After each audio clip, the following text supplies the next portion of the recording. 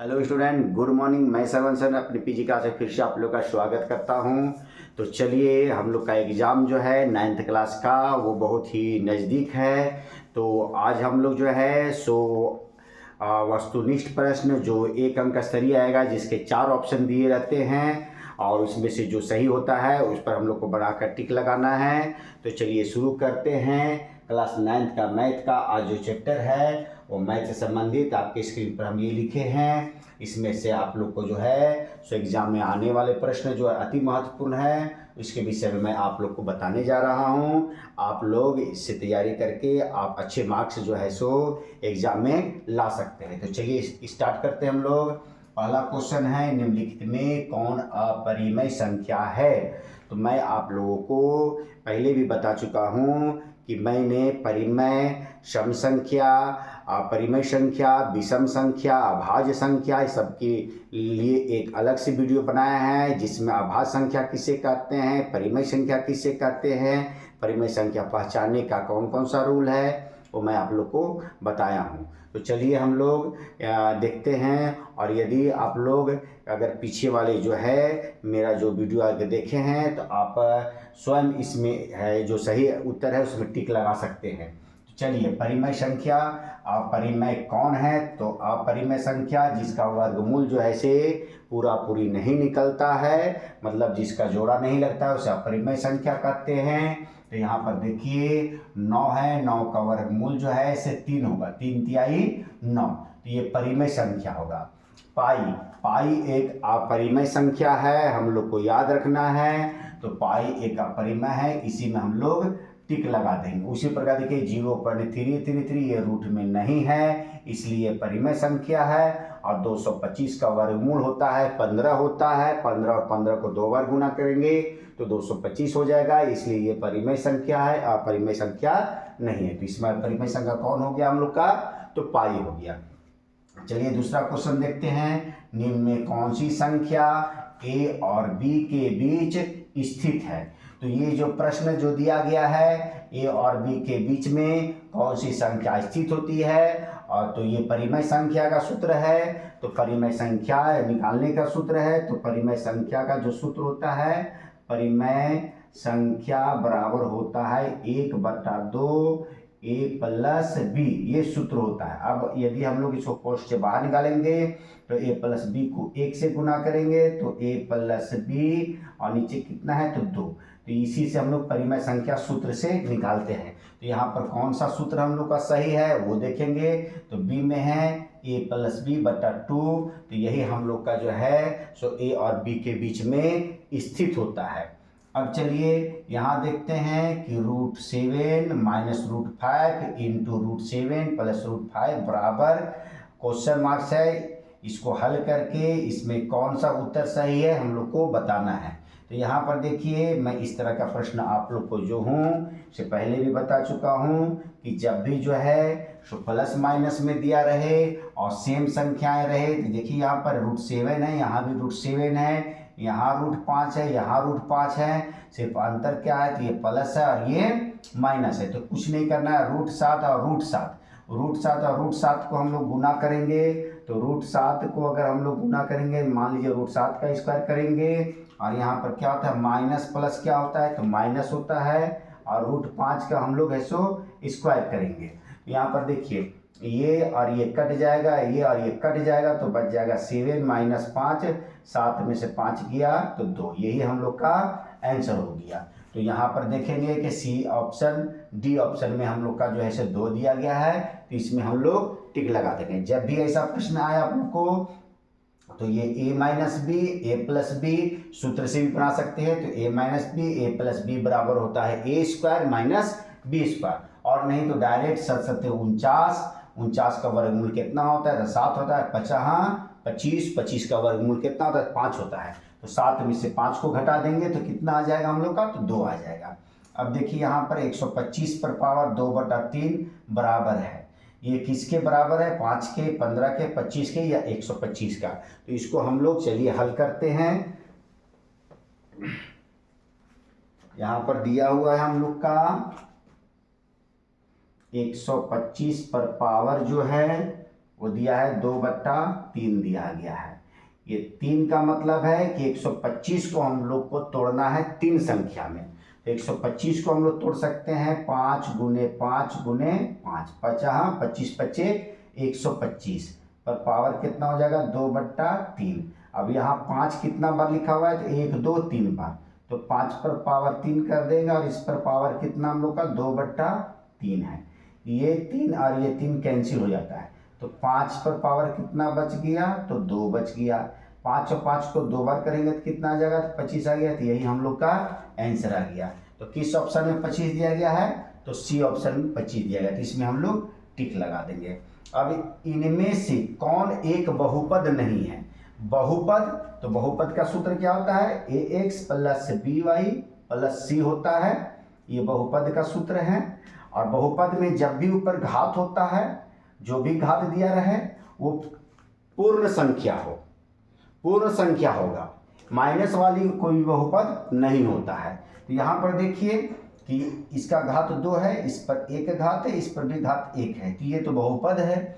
यहाँ पर देखिए इसका घात 1 है, इसका घात क्या है देखिए, इस पर क्या कहते हैं तो √5 है। √5 जो है ये रूट जब जाएगा तो रूट का मान होता है 2, तो यहाँ पर हम लोग 2 लिखेंगे। तो यहाँ पर जो है ये भी बहुपद है। यहाँ देखिए ये बटा में दिया गया है, क्या में दिया गया हम लोग का तो ये बटा में दिया गया है। तो ये बटा में जो दिया गया तो बटा वाला जो है ये बहुपद हम लोग का नहीं होगा। क्यों नहीं होगा?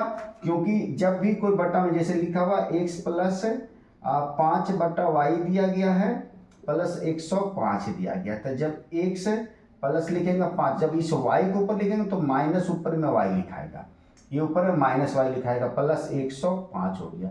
यहाँ पर देखिए माइनस y आया, तो इस तरह की जो संख्याएं जो है ये बहुपद में नहीं होती है। तो इसमें सी है बहुपद नहीं है, पूछ रहा है, तो इसमें हम लोग टिक लगा देंगे। तो उम्मीद है कि आप लोग को यह 5 प्रश्नों का हल जो है समझ में आ गया होगा। तो यदि आप लोग को अच्छी तरह से समझ में आ गया तो मेरे लिए एक लाइक कर दे और शेयर कर दे, और जो बच्चे पहली बार मेरी वीडियो को देख रहे हैं वो सबसे पहले इसे सब्सक्राइब करें, लाइक करें और बेल बटन दबाना ना भूलें। यदि आप बेल बटन दबाते हैं तो मेरा नोटिफिकेशन अर्थात मेरा वीडियो सबसे पहले आपके पास जाएगा और आप जो है मेरे वीडियो को देखकर अच्छी तरह से मैथ में अच्छे मार्क्स ला सकते हैं। तो चलिए आगे बढ़ते हैं, अगला क्वेश्चन की ओर चलते हैं हम लोग। छठा प्रश्न हम लोग को क्या पूछा जा रहा है।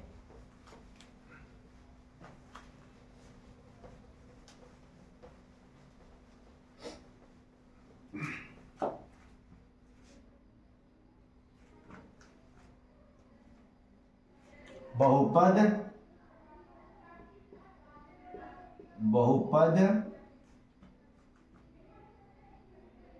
5x + 3 का शून्यक है,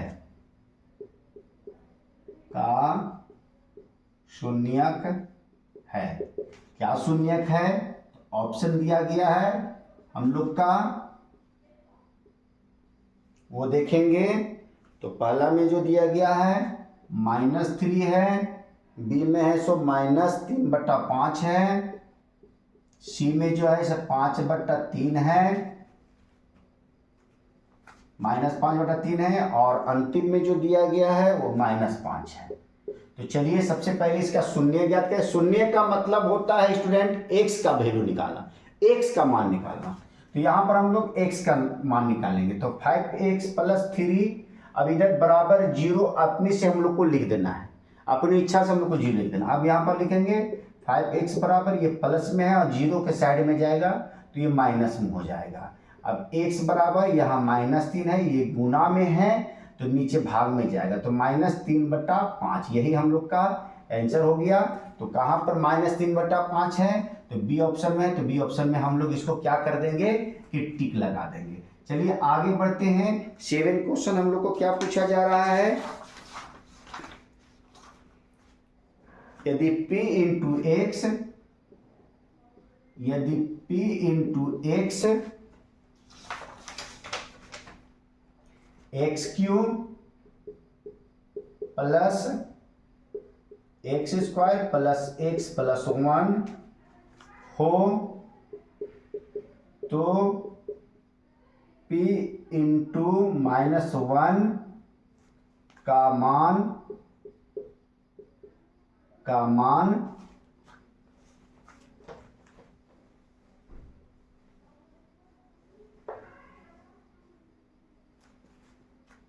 मान होगा।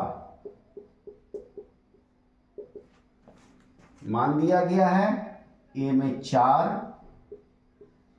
बी में 0, सी में 7 और डी में -1। तो जब भी इस तरह से प्रश्न हम लोग को पूछा जाए और किसी का भी मान दिया हुआ p इंटू -1 दिया गया है, तो p इंटू -1 का मतलब है ये जो लिखा हुआ है ये x में या y में लिखा उसी का मान ये दिया हुआ रहता है।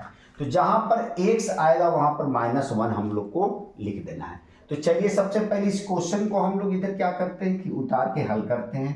यहाँ लिखा हुआ x³ + x² + x + 1।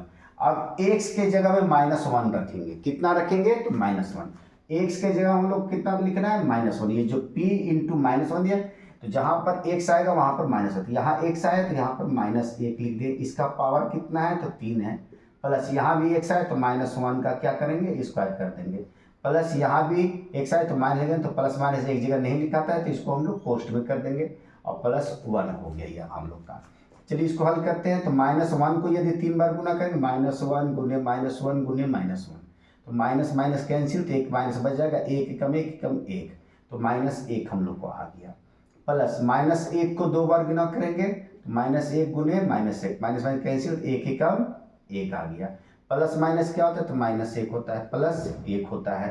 अब देखिए प्लस माइनस जब बराबर में रहे तो कटता है, प्लस माइनस कटेगा, प्लस माइनस कट गया तो क्या बच गया? तो 0। यही हम लोग का आंसर आ गया। तो किस ऑप्शन में 0 दिया गया है बताइए आप लोग? बी ऑप्शन में। तो बी ऑप्शन में हम लोग टिक लगा देंगे। चलिए 8वां क्वेश्चन देखते हैं। 8वां क्वेश्चन दिया हुआ है बहुपद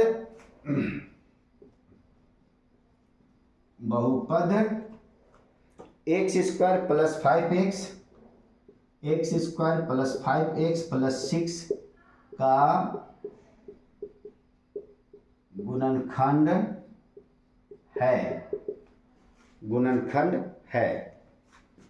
ए में x + 2 × x + 5, बी में x + 3 × x + 6, सी में x + 2 x + 3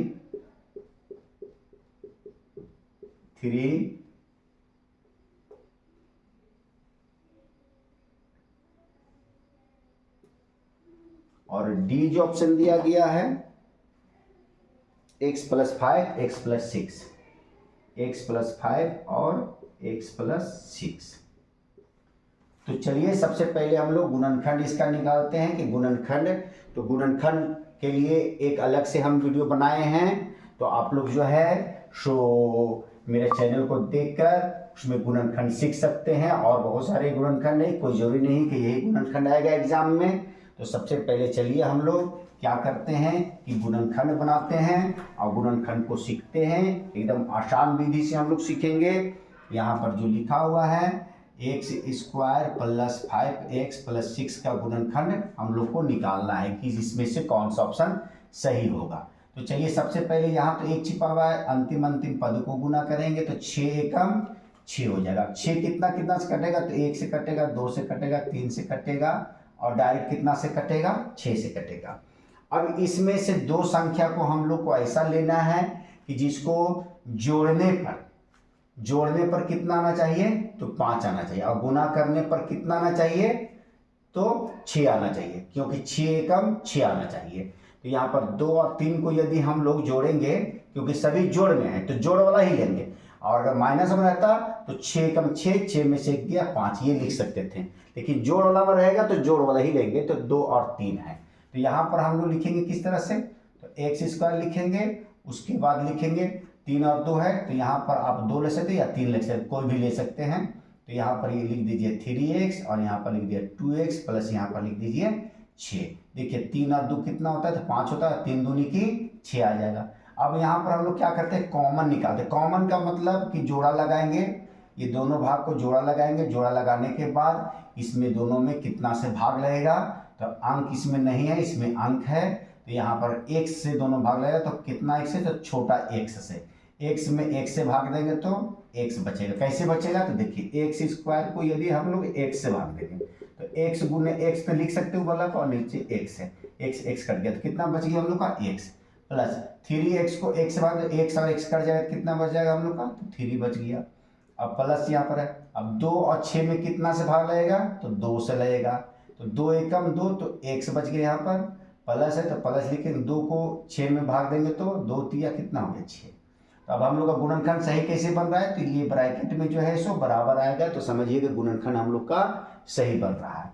अब x प्लस 2 जो बाहर है उसको लिख देंगे, x प्लस 2, और जो ये दोनों में से एक को ही लेना है, x प्लस 3। तो या तो आप इसको पहले इसको बाद में भी लिख सकते हैं। तो देखिए कि ये ऑप्शन हम लोग का कहाँ पर है, तो x प्लस 2 और x प्लस 5 है, यहाँ नहीं है। x प्लस 3, x प्लस ये भी नहीं है। x प्लस 2 और x प्लस कितना है, 3 है, सी में है। तो सी ऑप्शन में हम लोग क्या करेंगे कि टिक लगा देंगे। तो उम्मीद है कि आप लोग को गुणनखंड जो है पूर्ण रूप से समझ में आ गया होगा। तो चलिए आगे क्वेश्चन की ओर बढ़ते हैं हम लोग।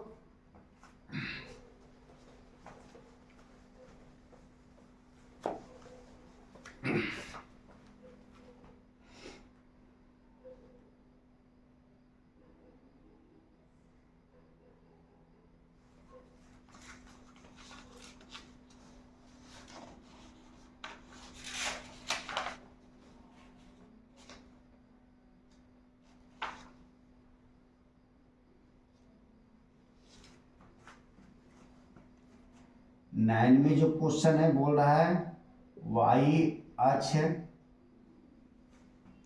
अक्ष पर स्थित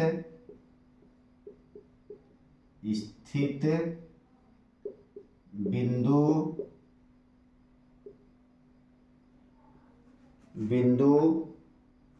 का